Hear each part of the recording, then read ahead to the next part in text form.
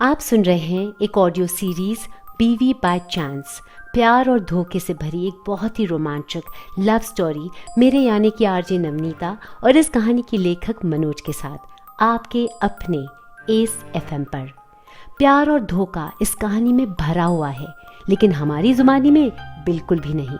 देखिए, जैसा कि हमने आपसे वादा किया था, हम दोनों फिर से आपके सामने हाजिर हो गए हैं, रोशनी और आप सबके सभी प्रश्नों के उत्तर लेकर। आप सब यही जानना चाहते हैं ना कि मोहित कुकरेजा रोशनी से इस तरह से क्यों पेश आ रहा था। उसी ने तो रेखा के सामने रोशनी की इस नई अपॉइंटमेंट पर अपनी रजामंदी जाहिर की थी, तो फिर रेखा के जाते ही मोहित ने रोशनी से इस तरह के सवालात करना क्यों शुरू किया।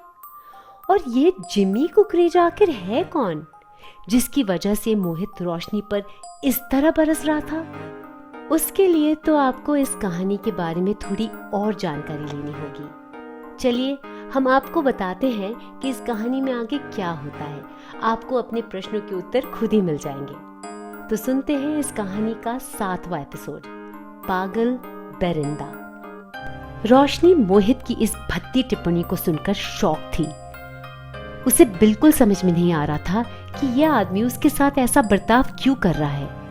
उसने ऐसा क्या गलत कर दिया कि वह उससे इस कदर बदतमीजी कर रहा है। तभी मोहित ने फिर से गरज कर उससे कहा, तुम यहाँ आती हो कि मैं तुम्हारे पास आऊं? ये मत समझना कि तुम मेरे चुंगल से निकलकर यहाँ से भाग जाओगी। इस चेंबर में एंट्री और एग्जिट की इजाजत सिर्फ एक ही आदमी दे सकता है, सिर्फ एक आदमी, मोहित कुकरेजा हिमसेल्फ। फिर मोहित ने अपनी व्हीलचेयर के हैंडस्टैंड पर एक बटन दबाया और उसके चेंबर के दरवाजे के लॉक होने की आवाज आई। रोशनी का मन तो किया कि वो जाकर मोहित का गला ही दबा दे, लेकिन फिर उसकी निगाह मोहित के पर्सनल असिस्टेंट पर पड़ी, जो इशारे से उसे कह रहा था कि वह उस रूम में मौजूद है, इसलिए उसे किसी भी बात की चिंता करने की जरूरत नहीं है। रोशनी को उस अनजान आदमी की बात पर बिल्कुल भरोसा नहीं था, लेकिन उसे अपने आप पर काफी भरोसा था, क्योंकि उसने कराटे में ब्लैक बेल्ट हासिल की हुई थी। वक्त आने पर वह ऐसे दरिंदों को अच्छी तरह से सबक सिखाना जानती थी। एक पल के लिए वो झिझकी, लेकिन फिर आहिस्ता आहिस्ता चलकर मोहित के पास जाकर खड़ी हो गई। फिर उसने मोहित से कहा, मैं अपना काम मेहनत और ईमानदारी से करने में विश्वास रखती हूँ मिस्टर कुकरेजा, चालाकी से नहीं। अगर आपको मुझसे परेशानी है तो आप रेखा परमार को फोन लगाइए और मुझे बर्खास्त कर दीजिए। इस तरह से मुझे जलील करने का आपको कोई भी हक नहीं है। रोशनी के दो टूक जवाब को सुनकर मोहित गुस्से से तिल मिला उठा और उसने रोशनी से कहा, एक तो चोरी, ऊपर से सीना जोरी। रेखा परमार को भी बुलाऊंगा, लेकिन पहले जान तो लूं कि इस बार जिमी ने किस तरह की बला को मेरे पास भेजा है। मोहित की इस बात को सुनकर रोशनी अपने आप को गुस्सा करने से रोक नहीं पाई और उसने मोहित से कहा, नौकरी मेरी मजबूरी जरूर है मिस्टर कुकरेजा, लेकिन इसका मतलब ये नहीं है कि आप मेरी मजबूरी का फायदा उठाए। जो आपके मन में आए वो मुझसे कहते चले जाए। Don't you take me for granted. Mohit इस बात को सुनकर और भड़क गया और उसने कहा, मैं तुम्हारी मजबूरी का फायदा उठा रहा हूं? I am taking you for granted. मजबूरी का फायदा तो तुम लोग मेरा उठाना चाहते हो, लेकिन मैं तुम्हारी इस साजिश को कामयाब कभी नहीं होने दूंगा। मोहित के इस एटीट्यूड को देखकर रोशनी को लगा कि वो बेफुजूल इस बदमिजाज पागल आदमी से बात करके अपना टाइम वेस्ट कर रही है, और वह मोहित के व्हीलचेयर के हैंडस्टैंड पर चेंबर के दरवाजे के बटन को दबाने के लिए अपना हाथ बढ़ाती है। वह उस बटन को दबा पाती इससे पहले ही अचानक मोहित उसके हाथ को पकड़ लेता है और उसे झंझोड़ते हुए पूछता है, जाने की इतनी जल्दी क्या है? अभी अभी तो आई हो। तुम्हें यहां से जाने से पहले मेरी बातों का जवाब देना ही पड़ेगा। मोहित ने अचानक रोशनी के दूसरे हाथ की कलाई को भी पकड़ लिया। उसके हाथों में गजब की ताकत थी, जिससे रोशनी को काफी दर्द पहुंचा और वो चिल्लाई, आह मोहित बाबू, आप ये क्या कर रहे हैं? मुझे छोड़िए, आप प्लीज मुझे जाने दीजिए, वरना यह आपके लिए अच्छा नहीं होगा। ये सुनकर मोहित और भी भड़क गया और उसने रोशनी के हाथ को छोड़ने के बजाय उस पर अपनी पकड़ को कस लिया और उसने रोशनी से कहा, मैं तुम्हें जरूर जाने दूंगा, लेकिन पहले मेरे सवाल का जवाब तुम्हें देना पड़ेगा। मोहित ने जब रोशनी की कलाई पर अपनी पकड़ को कसा तो अनजाने में उसने रोशनी को हल्के से अपनी तरफ खींचा। रोशनी ने हाई हील्स पहनी हुई थी और वो एक अपाहिज से एक दरिंदे की तरह व्यवहार करने की अपेक्षा भी नहीं कर रही थी, इसलिए वो अपना बैलेंस खो बैठी और सीधे मोहित की व्हीलचेयर पर उसके ऊपर जा गिरी। 2 पल के लिए चेंबर में सन्नाटा छा गया।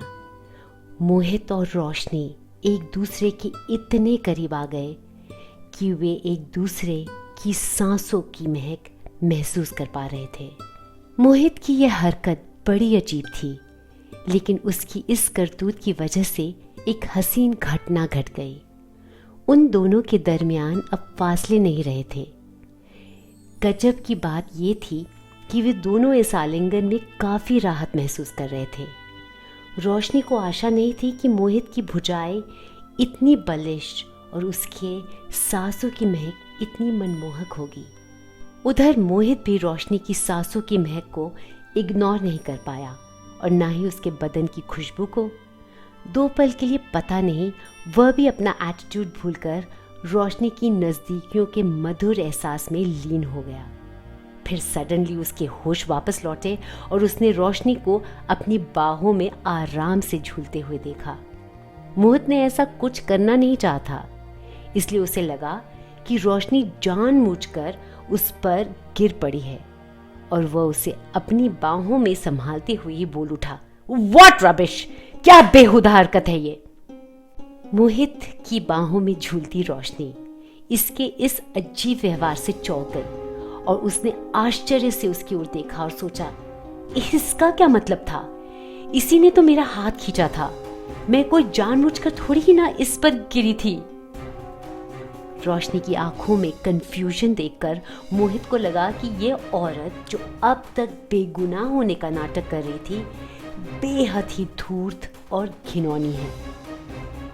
उसने रोशनी को गुस्से से अपनी बाहों में ही जकड़कर झिंझोर डाला।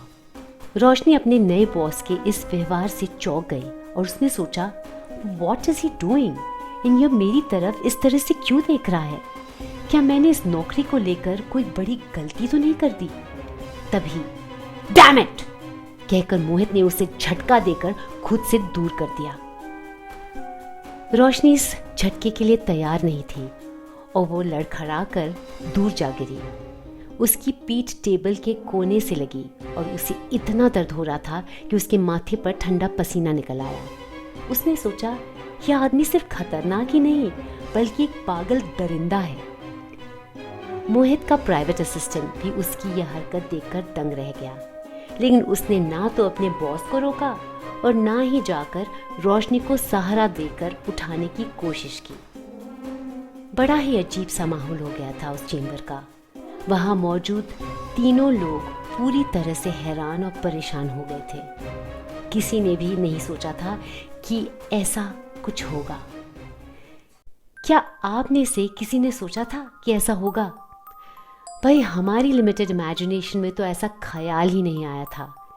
रोशनी और आपके अनगिनत प्रश्नों का उत्तर तो हम इस एपिसोड में ज़रूर देना चाहते थे, लेकिन इस ट्विस्ट एंड टर्न से भरी स्टोरी ने हमें भी हैरान कर दिया है। इस हैरानी और परेशानी का इलाज लेकर जल्द मुलाकात होगी आपसे इस धमाकेदार कहानी बीवी बाय चांस के अगले एपिसोड में।